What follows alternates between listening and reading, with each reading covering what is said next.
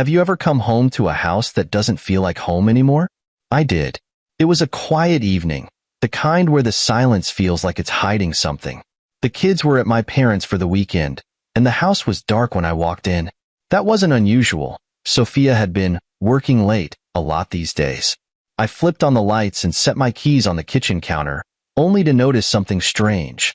2 empty wine glasses sat next to an open bottle of Merlot. Now, don't get me wrong. I'm not one of those husbands who snoops or jumps to conclusions. But this wasn't just odd. It was out of place. Sophia didn't drink red wine, and neither did I. I told myself maybe she had a client over. Maybe she had a rough day and needed someone to talk to. But then I noticed something else. A leather jacket. A man's leather jacket, draped casually over the arm of the couch. I froze. Sophia had always been a little careless with her things. Shoes here, a scarf there. But this wasn't hers. It wasn't mine either. My mind raced for explanations, each one more absurd than the last. I walked upstairs, taking each step slowly, trying to steady my breathing. The scent of unfamiliar cologne wafted faintly in the hallway. It wasn't the kind of cheap spray you get at a drugstore. It was the expensive kind, the kind a man wears when he wants to be noticed. My stomach twisted. When I opened the bedroom door, everything looked normal. The bed was neatly made, her side of the room impeccably clean. If there was a sign of anything out of the ordinary, I couldn't see it. But the nagging feeling wouldn't leave me. That night, Sophia came home late again. She walked in casually, her heels clicking against the tile, her phone in one hand and her purse in the other. "Hey," she said, glancing at me like I was just part of the furniture. "Hey," I replied, trying to sound casual. "Busy day?" She nodded, distracted. "Yeah, meetings all afternoon. Exhausted." I didn't push. What was I supposed to say? Who drank the wine? Whose jacket is that? No. If there's one thing I've learned, it's that people reveal themselves in time. The next day, something told me to check the security cameras. I'm not the paranoid type, at least, I didn't think I was, but the curiosity was eating me alive. I opened the app on my phone and scrolled through the footage from the night before. At first, it was uneventful. Just shadows moving as the house settled, the faint glow of car lights through the window. And then, I saw it. Around 7:30 p.m., Sophia walked through the front door, laughing. She wasn't alone. A tall, muscular man followed her in, carrying the bottle of Merlot in one hand and a bouquet of flowers in the other. She led him to the kitchen, where they poured wine, clinked glasses, and smiled like they didn't have a care in the world. I watched as they sat on the couch, her leaning in, him placing an arm casually around her shoulders. They didn't kiss, not in the footage I saw, but they didn't have to. The intimacy was palpable, even on the grainy black and white screen. I closed the app, my hands shaking. I wanted to storm into the kitchen, demand answers, and throw that damn jacket out the window. But I didn't. I couldn't. Not yet. You see, I've always been a man who believes in control, not just of my actions, but of my emotions. And in that moment, I realized something. Losing my temper wouldn't fix this. It wouldn't make her explain why she brought another man into our home. It wouldn't erase what I'd seen. So I waited. I told myself I needed a plan. If she was bold enough to disrespect me like this, I needed to know how far it had gone. How long had this been happening? Who was this man? And most importantly, what was I going to do about it? That night, as Sophia slept peacefully beside me, I stared at the ceiling, replaying the footage in my mind. The laughter, the wine, the flowers. It was all too calculated, too deliberate. This wasn't a one-time thing. This wasn't a mistake. I knew that the next time I faced her, it wouldn't be as her oblivious husband. It would be as a man who knew the truth, and a man who wasn't going to take it lying down. Sophia didn't even try to hide him. That's what hit me the hardest. She paraded Dylan into my life like he was her personal trophy, a younger, smug embodiment of everything I wasn't supposed to care about. He had the kind of self-satisfied grin that made you want to punch him on sight. Tall, muscular, and loud. He carried himself like he owned the world, and now, apparently, my wife. The first time I met him was at dinner, a casual evening I thought would be just Sophia and me. She had been distant for weeks, But when she called to say she was making dinner, I took it as an olive branch.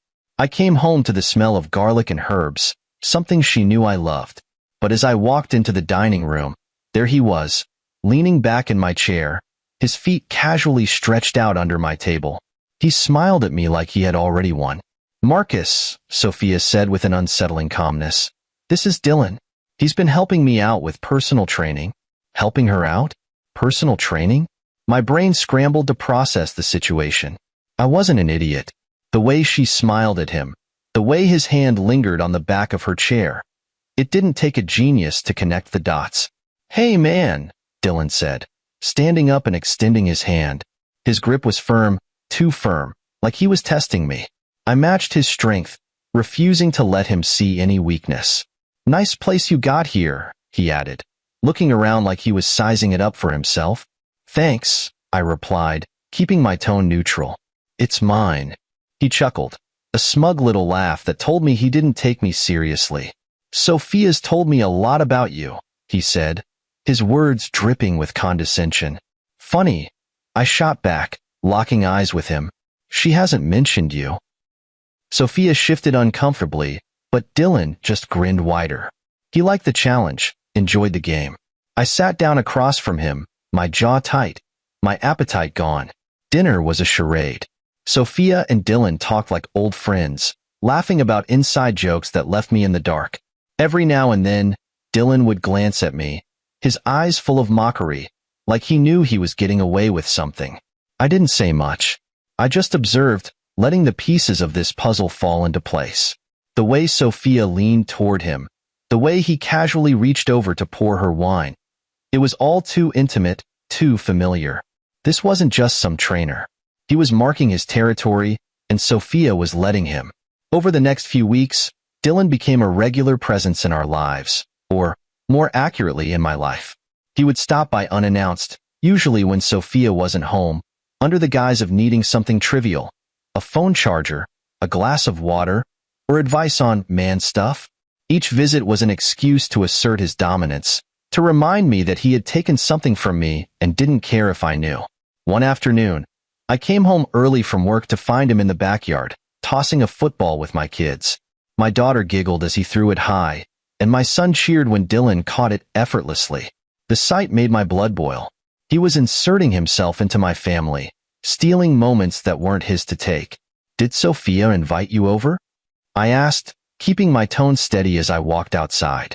"Nah," he said casually, catching the ball with one hand. "Just thought I'd stop by and hang out. Your kids are great, man. They've got a natural athletic streak. Must have gotten that from their mom." "Huh?" I clenched my fists, forcing myself to stay calm. "Funny, I don't remember inviting you into my house." He smirked, tossing the ball to my son. "Relax, Marcus. We're all friends here." Friends? The audacity was almost laughable. He wasn't just trying to assert himself as Sophia's lover. He was trying to replace me entirely.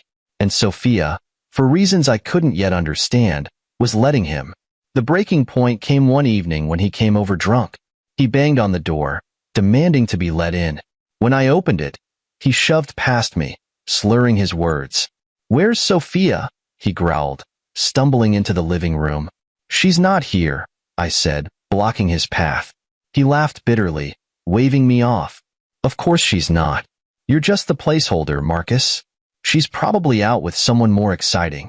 Before I could respond, he knocked over a family photo, the glass shattering on the floor. I felt something snap inside me. I grabbed his arm, pulling him toward the door. "Get out of my house," I said through gritted teeth. "Or what?"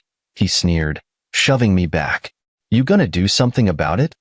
I stood there, breathing heavily, my fists clenched. For the first time, I saw him for what he really was, a bully, a coward who thrived on making others feel small. And I made a decision then and there. I wasn't going to let him win. Not in my house, not in my life. I knew something had to give after that night. Dylan was getting bolder, Sophia was getting colder, and I was running out of patience. The house no longer felt like my home. It felt like a stage where I was the audience to a cruel play. I'd been playing nice, keeping my emotions in check, but I couldn't shake the feeling that the worst was yet to come. So, I did what any sane man would do when faced with a situation like this. I decided to stop guessing and start knowing. The first step was hiring a private investigator. It wasn't an easy decision. Part of me still clung to the hope that I was wrong, that this was all a misunderstanding. But deep down, I knew. Sophia's late-night work meetings, the secret of phone calls, the way she started dressing up more often, it all pointed to something I didn't want to admit.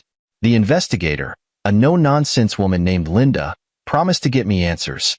"It might not be what you want to hear," she said during our first meeting, her eyes sharp and direct, "but it'll be the truth." A week later, Linda handed me a thick envelope. "You might want to sit down for this," she said, her tone softer than usual. I opened it with trembling hands, bracing myself for the impact. The first thing I saw was a photo. It was Sophia and Dylan at a hotel bar, laughing over cocktails. She looked happy, carefree in a way I hadn't seen in years. Dylan had his arm around her waist, his hand resting far too low for it to be anything other than intimate. The photos didn't stop there. There were images of them leaving the bar, checking into a room, and walking out the next morning. Each one felt like a dagger to the chest. But it wasn't just the photos.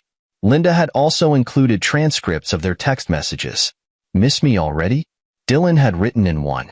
"Always," Sophia replied, followed by a string of heart emojis. I read the messages over and over, each word cutting deeper than the last. They weren't just having an affair. They were reveling in it, flaunting their betrayal like it was some grand romance. And then there was the financial report. Sophia had been funneling money from our joint account to Dylan. Thousands of dollars. Hotel bills, gifts, even a down payment for a new car. I stared at the numbers in disbelief, my mind struggling to process the sheer audacity of it all. She wasn't just cheating on me. She was funding his lifestyle with our money. But the worst part? Linda had uncovered Dylan's criminal record. Fraud, assault, and identity theft. He wasn't just some cocky gym rat. He was a predator, a con man who thrived on taking what didn't belong to him. And now, he'd set his sights on my life. That night, I sat in my office, the evidence spread out in front of me. The photos, the messages, the receipts. It all painted a picture I couldn't ignore. Sophia wasn't the woman I thought she was, and Dylan wasn't just a nuisance. He was a threat. I could have confronted her right then and there. I could have thrown the photos in her face, demanded answers, and kicked her out of the house. But something stopped me. Maybe it was pride, or maybe it was the realization that this wasn't just about me. I had 2 kids to think about, a life I'd built brick by brick. I couldn't let it all fall apart because of them. Instead, I started planning. I transferred our savings to a private account, ensuring Sophia couldn't touch another dime. I contacted a lawyer, laying the groundwork for a divorce. And I started documenting everything. Every interaction, every insult, every threat. If this was going to end, it was going to end on my terms. But I didn't just stop at protecting myself. I started watching Dylan more closely, tracking his movements, learning his habits. He was careless, too confident in his own invincibility. He didn't realize that the man he'd been mocking was quietly preparing to dismantle his entire life. Sophia, oblivious to my growing knowledge, continued her charade. She laughed at his jokes, ignored my questions, and acted like I was invisible. It hurt, of course it did, but it also fueled me. Each slight, each betrayal was another brick in the wall I was building between us. And Dylan? He kept pushing. He'd show up at odd hours, linger in my space, and make snide comments that only I seemed to catch.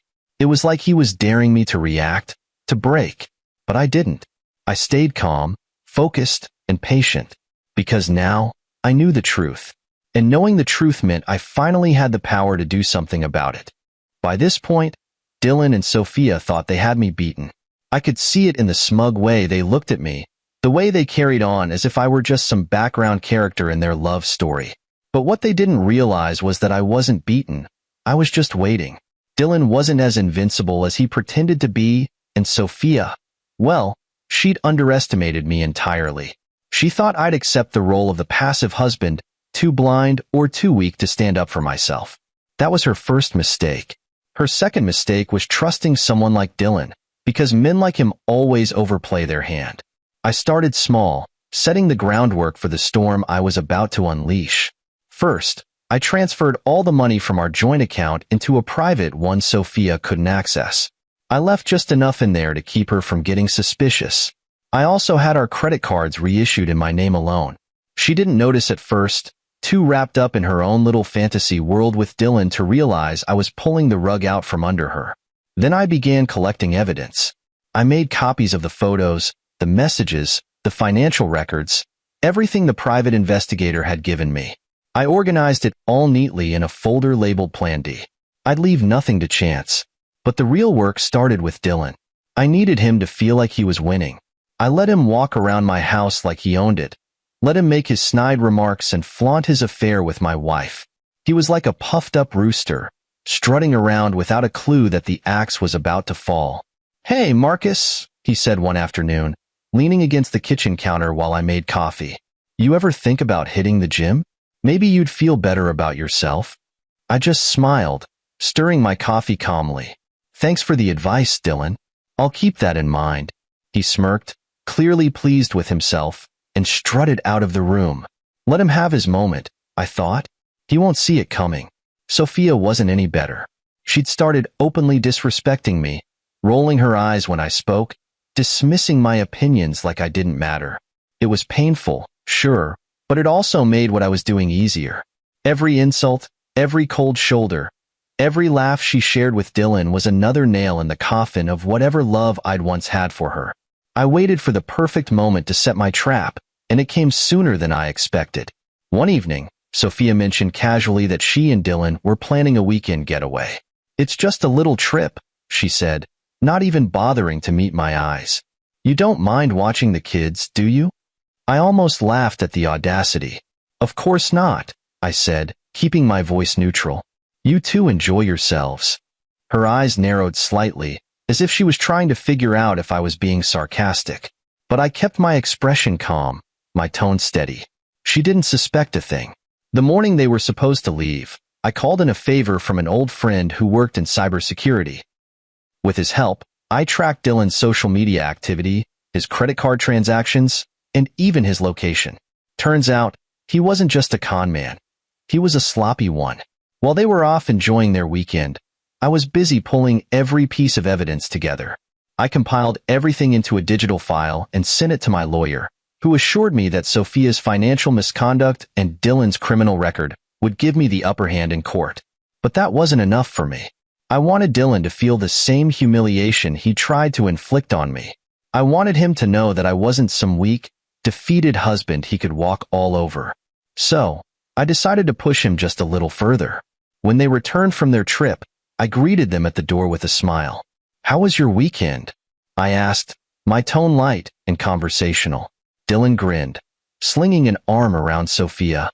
"Fantastic. Thanks for holding down the fort." "No problem," I replied. "Anything for you too." He raised an eyebrow, clearly thrown off by my lack of anger. "That's the thing about bullies. They thrive on your reaction. Take that away, and they're left wondering what you're up to." I didn't have to wait long for him to crack. The next day, he showed up at the house unannounced again. But this time, he wasn't his usual smug self. He was agitated, pacing back and forth in the living room while Sophia tried to calm him down. "You think you're so smart, don't you?" he snapped, pointing a finger at me. "I know what you're doing." I leaned back in my chair, sipping my coffee. "And what's that, Dylan? You're trying to mess with me. You think you can scare me? Let me tell you something, Marcus. You don't have what it takes to beat me." I smiled, setting my mug down. "We'll see about that." What he didn't realize was that he'd already lost. The moment he walked into my house and tried to assert his dominance, the trap was set. And soon enough, he was going to learn exactly what happens when you push a man too far. It was a Thursday evening when things finally boiled over. I remember it vividly, not because it was dramatic, it was, but because it was the night I realized Dylan didn't just want my wife. He wanted my life. It started with a knock on the door, loud and aggressive, the kind you'd expect from a cop or a debt collector. I opened it to find Dylan standing there, shirtless, drunk, and fuming. He had this wild look in his eyes, The kind of arrogance that only comes when someone has had too much to drink and too little to lose. "Marcus," he bellowed, staggering forward. "Get out here, you coward." I glanced at the clock, 9:47 p.m. The kids were upstairs asleep, and Sophia wasn't home yet. Perfect. "Dylan, go home," I said, keeping my voice calm. He smirked, leaning against the doorframe like he owned it. "This is my home now, isn't it? Or haven't you figured that out yet?" I stepped outside, closing the door behind me. The cool night air bit at my skin, but I barely noticed. Dylan was trying to provoke me, and I wasn't about to give him the satisfaction. "What do you want?" I asked, crossing my arms. He laughed, a harsh, mocking sound that echoed down the street. "What do I want? I want you to stop pretending like you have any control here. You're done, Marcus. You're a joke. Your wife doesn't love you, your kids probably don't respect you, and I'm the one she wants now. So why don't you do us all a favor and get lost?" I stared at him, my jaw tightening. He thought he'd won. He thought I was just going to roll over and let him take everything from me. "Go home, Dylan," I said again, my voice steady. He stepped closer, his grin widening. "Or what? What are you gonna do, huh? You gonna hit me? Go ahead, old man. Show me what you've got." I clenched my fists, every muscle in my body screaming for me to knock him out. But I didn't. Not yet. Instead, I turned and walked toward my truck, parked at the end of the driveway. I could feel his eyes on me, his laughter following me like a taunt. "Yeah, that's right," he shouted. "Run away. That's all you're good for." I opened the truck door and climbed inside, gripping the steering wheel tightly. I didn't know what I was going to do, but I knew I wasn't going to let him walk away from this unscathed. Dylan, still drunk and cocky, walked into the middle of the driveway, standing in front of my truck with his arms outstretched. "What are you gonna do, Marcus? Run me over? You don't have the balls." He laughed, a loud, manic sound that sent my blood boiling. I stared at him through the windshield, my hands trembling as memories of his taunts, his insults, and his sheer audacity flooded my mind. And then I made a decision. I turned the key in the ignition, the engine roaring to life. Dylan's grin faltered slightly, but he didn't move. He stood his ground, his chest puffed out like he was daring me. "You're pathetic," he spat, shaking his head. "You're not gonna do." I slammed on the gas. The tires screeched against the pavement as the truck lurched forward. Dylan's eyes widened, and he stumbled backward, tripping over his own feet. He managed to dive out of the way just as the truck barreled past him, narrowly avoiding hitting him directly. But I wasn't aiming for him. My target was his car, parked smugly in my driveway like it belonged there. The front of my truck smashed into it with a deafening crash, crumpling the hood like paper. Glass shattered, metal twisted, and the car's alarm blared into the night. Dylan lay sprawled on the ground, staring at the wreckage in shock. "Are you insane?" he screamed, scrambling to his feet. I stepped out of the truck, my heart pounding but my mind clearer than it had been in weeks. "You wanted to see what I'm capable of," I said, my voice calm but cold. "Now you know." Neighbors started peeking out of their windows, some stepping onto their porches to see what was going on. Dylan, humiliated and furious, stumbled toward me, his fists clenched. "You're gonna pay for this," he shouted. "You think you can mess with me?"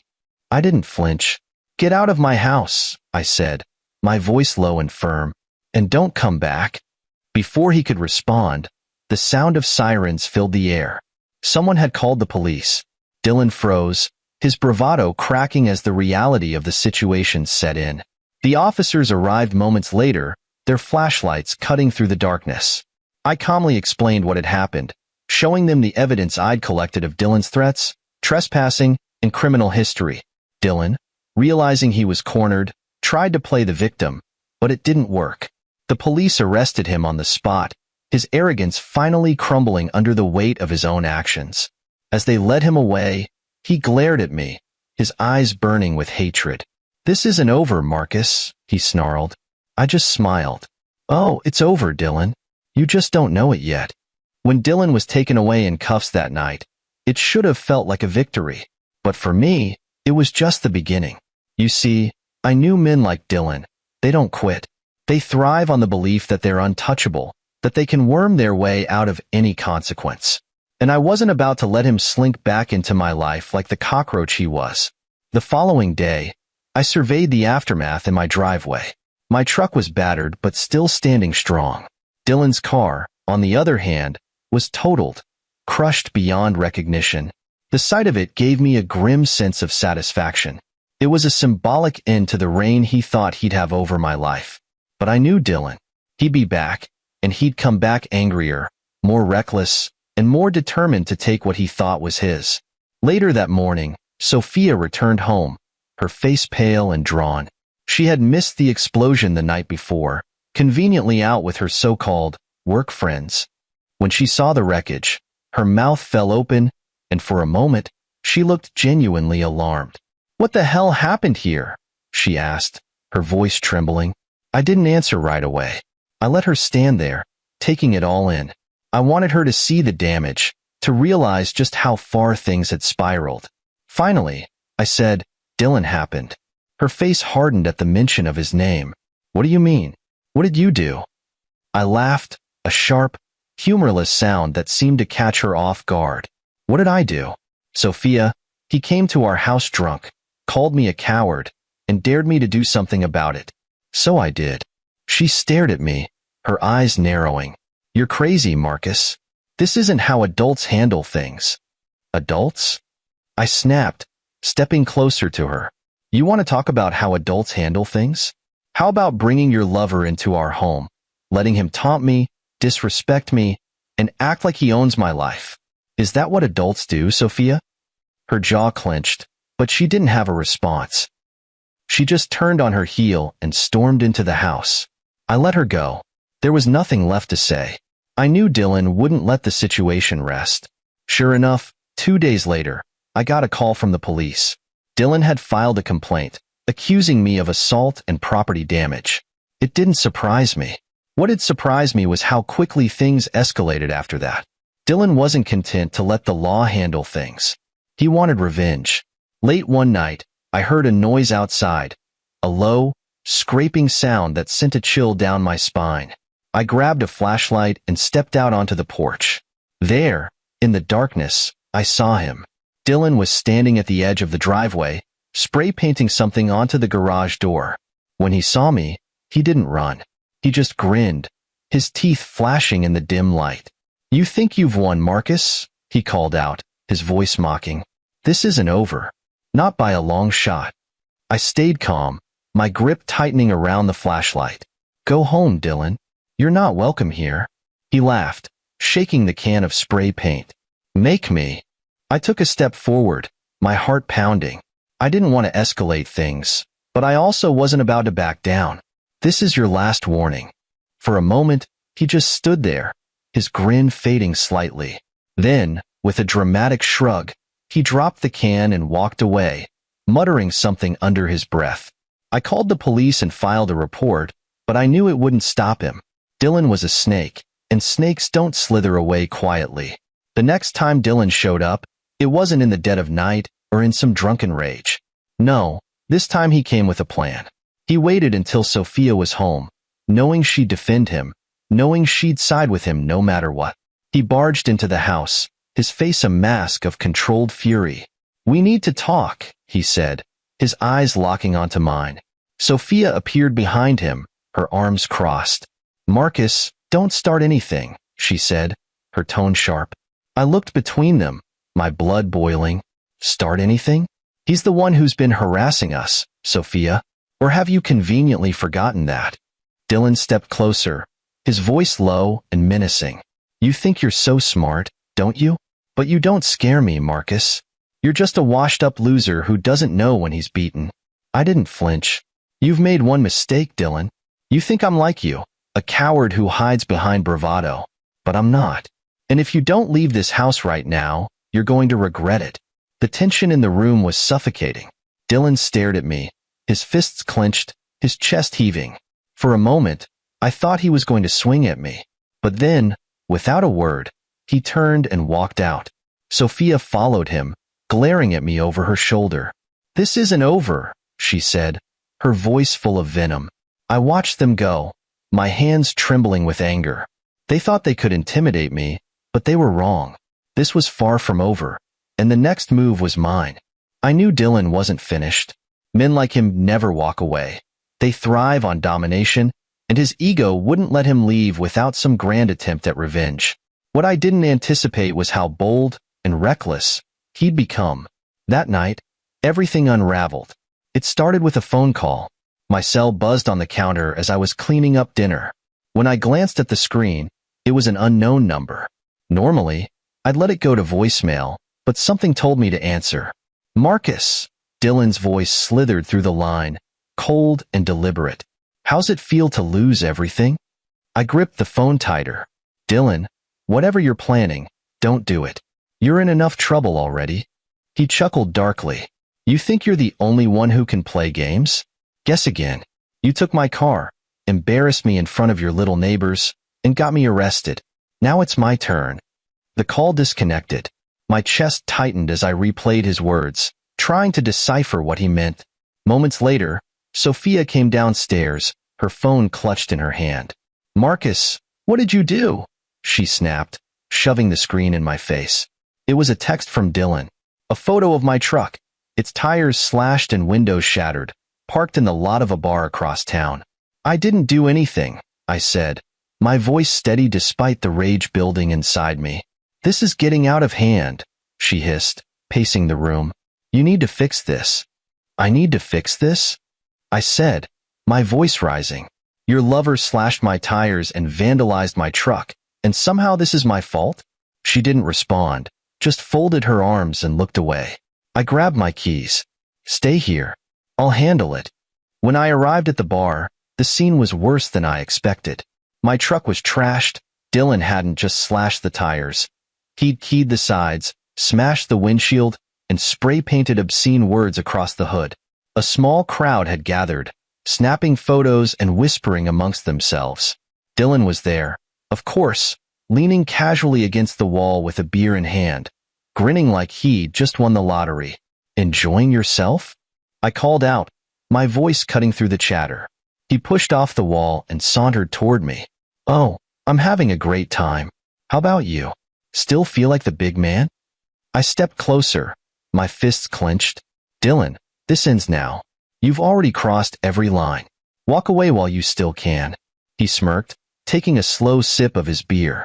Or what, Marcus? You gonna run me over again? Face it, you're nothing. Your wife doesn't want you. Your kids probably pity you, and everyone in this town knows you're a joke. That was it. The final straw. I turned and walked back to my truck, ignoring the jeers Dylan threw at my back. He thought he'd humiliated me, that I was retreating, but he didn't know what I had planned.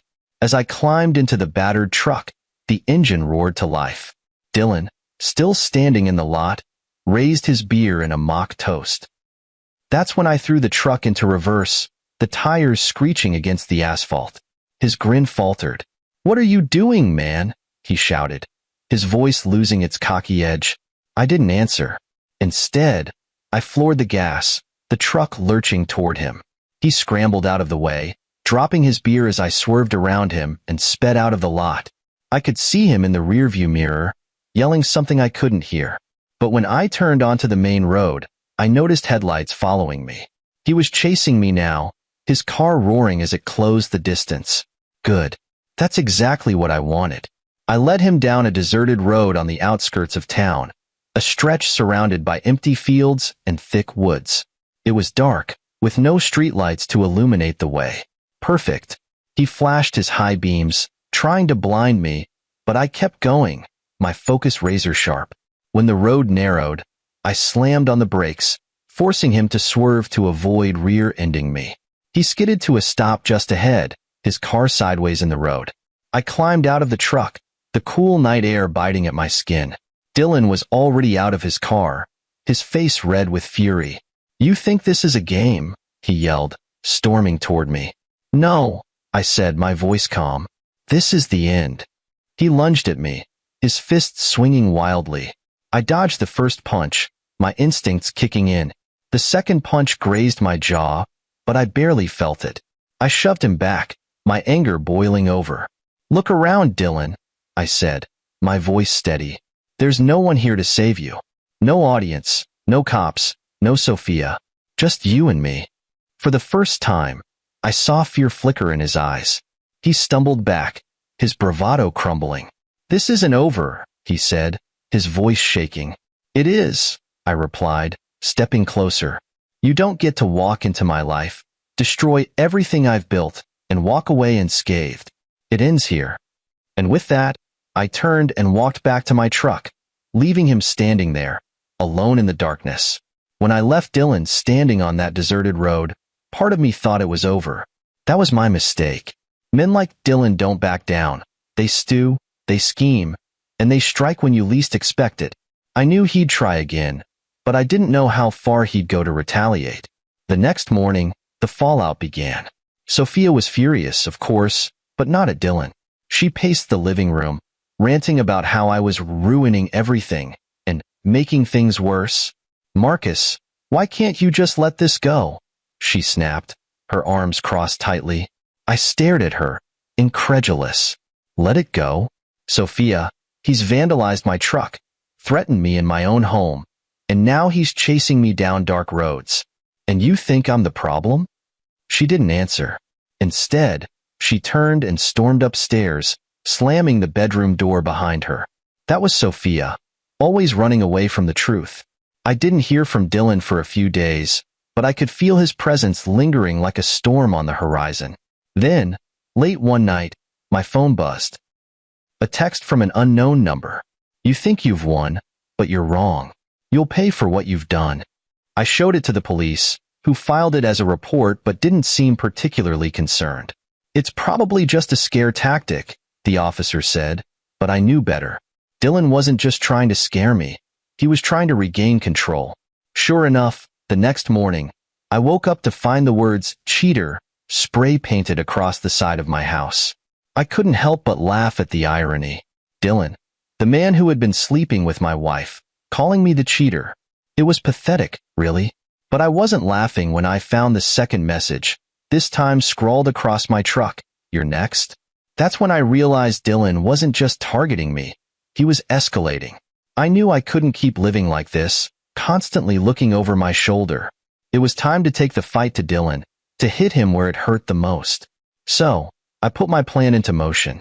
Over the past few weeks, I had been gathering everything I needed to take Dylan and Sophia down. Photos, text messages, financial records. It was all meticulously organized. I wasn't just building a case. I was constructing a fortress of truth that neither of them could escape. The first step was filing for divorce. My lawyer was a shark, the kind of person who made people like Dylan squirm. She assured me that with the evidence I had, the courts would see Sophia for who she really was, a manipulative liar who had betrayed her family for a con man. But I didn't stop there. I also sent an anonymous tip to the police about Dylan's criminal activities, including his past fraud and the vandalism he'd been committing. They launched an investigation, and within days, they had enough to arrest him on multiple charges. When the police showed up at our house to arrest Dylan, Sophia was hysterical. She screamed at me, accusing me of ruining her life, of being vindictive and spiteful. "You couldn't just let it go, could you?" she shouted as Dylan was led away in handcuffs. I stood there, calm and composed, as I looked her in the eye. "I didn't ruin your life, Sophia. You did. The moment you let him into our home, into our lives, you destroyed everything we had." She didn't respond. For the first time, she looked truly defeated. The weeks that followed were a whirlwind of court hearings, legal battles, and endless paperwork. The divorce was finalized quickly, thanks to the overwhelming evidence against Sophia. I was granted full custody of our kids, and the house was officially mine. Sophia moved out, leaving behind the remnants of our broken marriage. As for Dylan, his court case didn't go well. Between the charges for vandalism, harassment, and his prior record, he was sentenced to several years in prison. It wasn't the victory I had imagined. There was no satisfaction in seeing Sophia pack her bags or watching Dylan get hauled away in cuffs. If anything, it felt hollow. But it was also necessary. For the first time in months, I felt like I could breathe again. With Sophia and Dylan out of the picture, I focused on rebuilding my life. I sold the house. The memories it held were too painful to bear, and moved to a new city with the kids. It wasn't easy starting over, but it was liberating. I poured myself into my work, into being a better father, into creating a life that wasn't defined by betrayal and anger. Slowly but surely, I began to heal. Looking back, I realized that the real victory wasn't in crushing Dylan or exposing Sophia. It was in reclaiming my dignity, my peace, and my future. They thought they could break me, but they underestimated the power of resilience. In the end, I didn't just survive their betrayal. I thrived in spite of it.